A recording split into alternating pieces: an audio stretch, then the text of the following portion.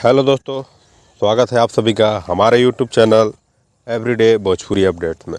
दोस्तों, जैसा कि आप सब जानते हैं, बहुत दिनों से पावर स्टार पवन सिंह का कोई सॉन्ग एल्बम रिलीज नहीं हो रहा था, कोई अपडेट नहीं आ रहा था।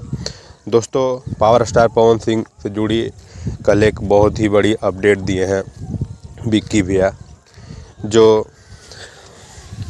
काफ़ी बवाल था।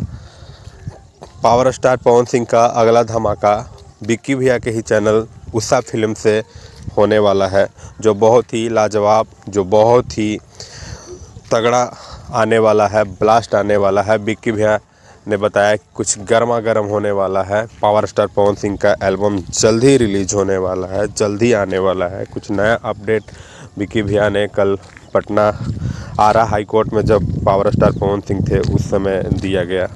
पावर स्टार पवन सिंह का ये सॉन्ग ऐसा होने वाला है जो काफ़ी बवाल होने वाला है, जो काफ़ी रिकॉर्ड वाला होने वाला है।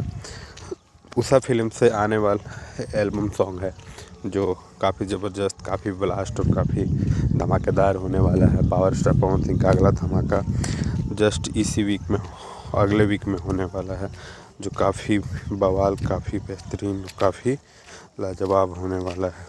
विक्की भैया की तरफ से दिया गया अपडेट काफ़ी बवाल था।